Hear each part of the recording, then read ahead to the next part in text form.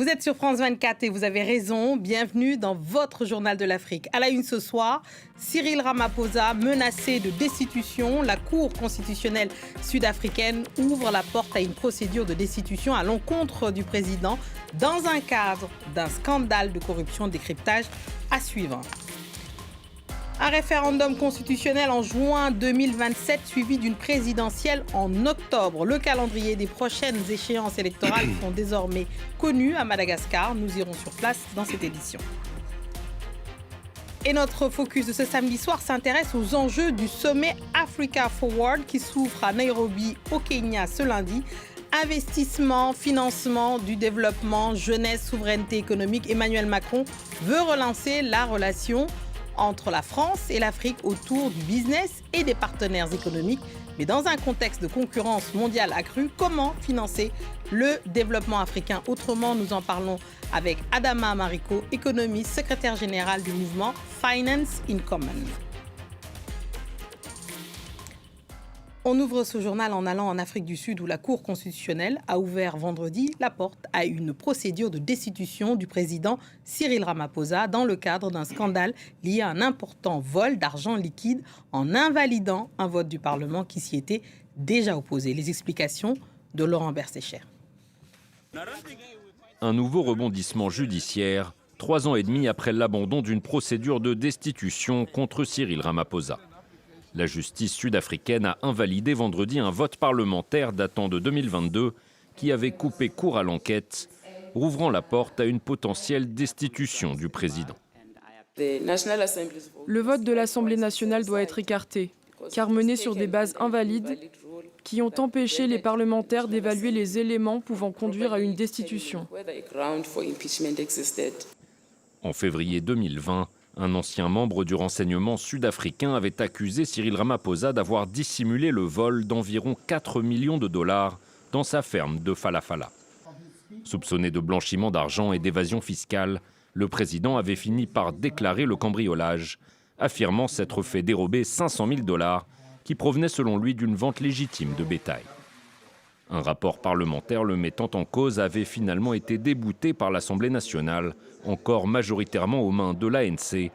Mais le parti présidentiel a depuis perdu sa majorité absolue, poussant l'opposition sud-africaine à lancer une nouvelle procédure contre Ramaphosa. L'opposant Julius Malema a salué vendredi la décision de la Cour constitutionnelle et appelé à la démission du président.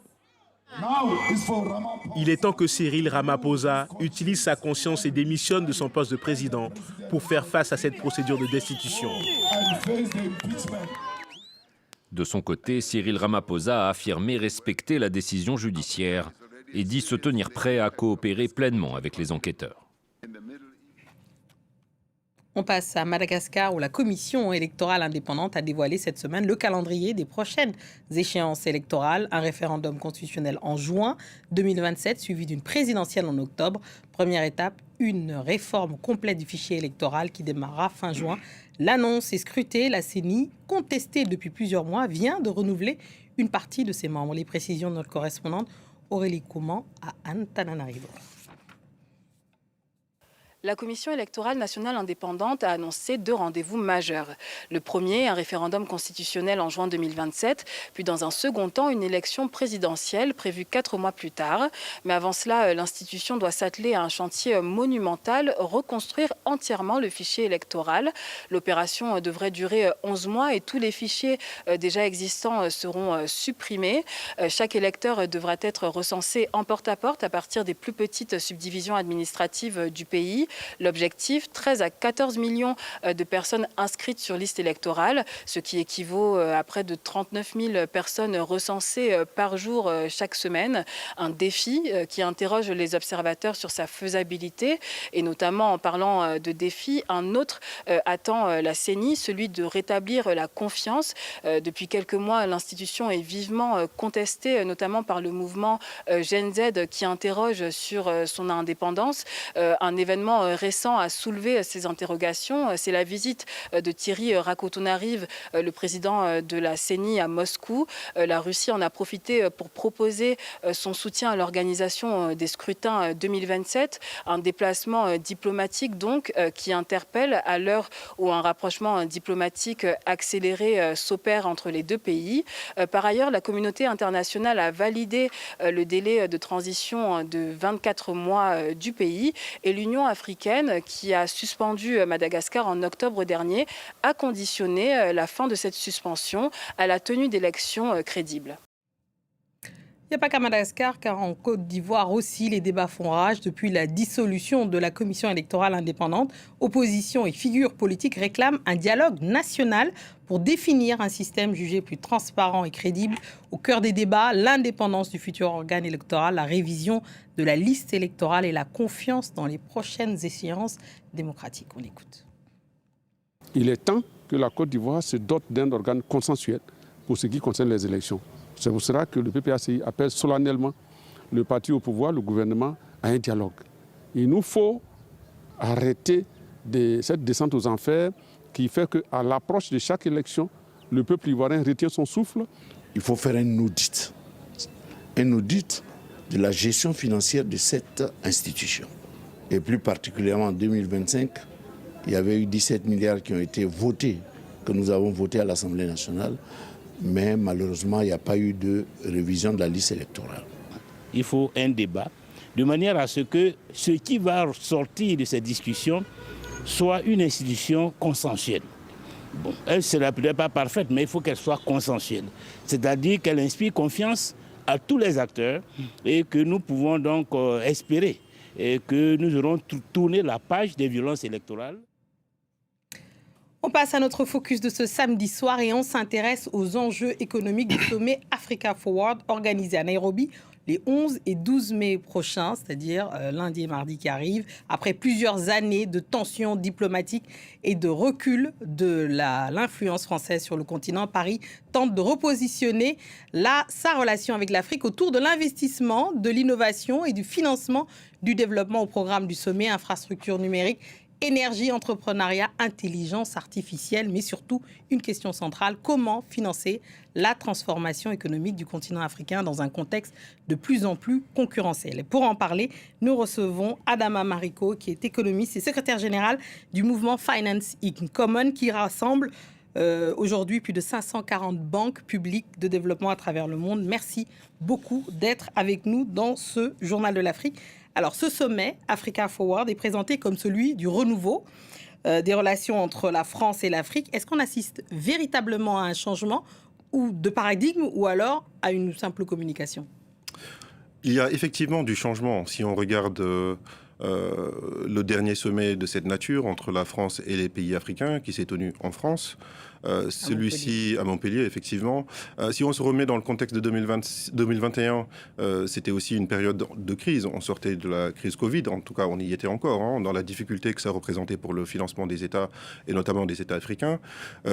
On est aussi dans un contexte de crise assez forte au niveau international, donc en 2026, mais d'une autre nature. C'est plus des crises sécuritaires, de défense, mais qui touchent le commerce international et qui aussi heurtent les économies des pays africains. Dans ce contexte-là, il y a des similitudes. Ce qui change, en l'occurrence, c'est que ça se passe cette fois-ci en Afrique, anglophone au demeurant, à l'invitation du président Ruto au Kenya et du président français. Donc, par rapport aussi à 2021, ce sommet-là inclut de façon beaucoup plus institutionnelle plusieurs chefs d'État et de gouvernement africains, ce qui n'était pas le cas du sommet de Montpellier. Donc, on est, en l'occurrence, dans quelque chose de plus classique, je dirais, mais avec un changement profond, qui est le fait d'assumer, dans un contexte où les budgets d'aide au public au développement sont fortement réduits, de ramener la discussion sur des intérêts mutuels, un sommet beaucoup plus orienté sur le business. Absolument. Que les deux pays, les deux continents peuvent faire ensemble. Alors, sur le business, donc le rôle du secteur privé a été décidé de mettre l'accent là-dessus. Est-ce qu'on assiste finalement à la fin du modèle classique de l'aide internationale ? Je pense qu'on est derrière ce modèle-là. Effectivement, même si les pays du G7 financent encore 70% de l'aide publique au développement, on a vu que le volume d'aide publique au développement a fortement chuté ces dernières années, à une époque où la solidarité internationale est fortement contestée depuis aussi la suppression de l'USAID par Donald Trump. Non, les pays africains aussi demandent une relation qui dépasse cette notion d'aide publique au développement, une relation économique à intérêt égal. Donc je pense que c'est pour ça que la question autour du business est une question légitime, en tout cas sur tous les secteurs prioritaires qui peuvent être des secteurs importants pour l'Afrique. Néanmoins, je pense qu'il y a une continuité dans le désir d'innover. Dans un monde après l'aide publique au développement, c'est comment les banques publiques de développement continuent à innover et à financer l'investissement solidaire, l'investissement public, sans être dans une relation d'aide classique. Alors parlons-en justement, vous êtes donc au sein de Finance in Common, vous travaillez justement sur le rôle des banques publiques de développement. Est-ce que ces institutions peuvent aujourd'hui, on va dire, changer les règles du jeu et permettre de mieux mobiliser les financements pour l'Afrique? Parce que la question centrale du sommet, entre autres, c'est le financement justement des économies africaines. Clairement, je pense qu'il faut avoir une cartographie de qui sont ces institutions. En Afrique, on ne manque pas d'institutions de financement du développement. Il y en a une centaine en Afrique, détenues par les pays africains eux-mêmes. Dans chacun des pays, parfois des banques publiques qui sont sectorielles, qui financent que l'agriculture ou les objets sociaux, ceux-là qui supportent l'entrepreneuriat dans leur pays, et la Banque africaine de développement ou les autres banques régionales telles que TDB, BOAD, etc., etc. Mais il y a aussi leur contrepartie à l'international. En France, on connaît les banques publiques de développement, l'Agence française de développement, l'AFD qui est la Banque internationale, BPI, la Caisse des dépôts et consignations.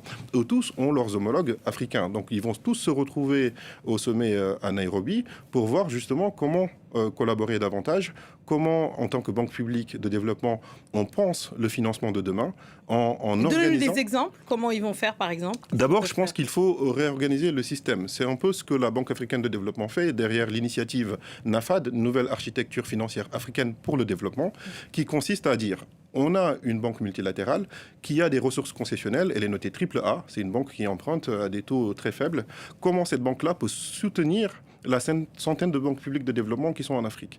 Parce que, encore une fois, ces banques-là sont extrêmement petites.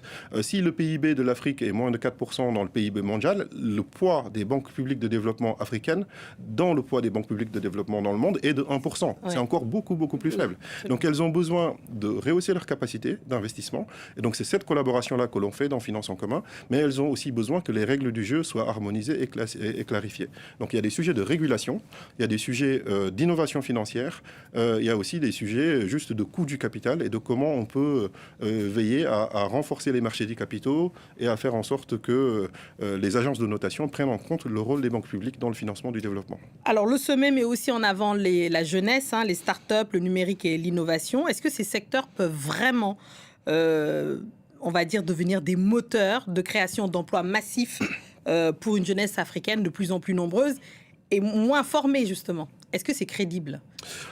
En Afrique, l'Afrique sera si on regarde les chiffres sur la démographie, d'ici 2050, un jeune sur 3 dans le monde sera africain. Donc, je pense que dans ce contexte-là, il faut voir une opportunité dans le monde entier, en fait. C'est qu'une Afrique bien formée, dotée justement de cette science, de cette technologie, de secteurs porteurs, où en fait il y a une grande capacité de création d'emplois, dans les industries culturelles et créatives, dans les intelligences artificielles, dans le numérique. Il faut effectivement un investissement de cette nature-là en Afrique pour aussi continuer à porter la croissance mondiale. Il ne faut pas y voir que l'intérêt des Africains, c'est l'intérêt de tous les continents en l'occurrence. Alors, une dernière question. Vous allez justement au sommet, vous allez y assister. Pour vous, quels vont être les signes de succès de ce sommet? À quoi ça va se mesurer? Au contrat signé rapidement? En l'occurrence, je pense que pour ceux qui viennent faire du business, ce sera d'annoncer les nombres de milliards qu'ils ont soit levés ou qu'ils ont accepté d'investir. Mais je pense que pour le continent africain, il faut franchir une étape. C'est avoir de la clarté sur les outils africains qui sont renforcés, notamment en matière de garantie, avoir un outil de garantie panafricain qui peut permettre de dérisquer les investissements du secteur privé africain ou international sera un signe de succès.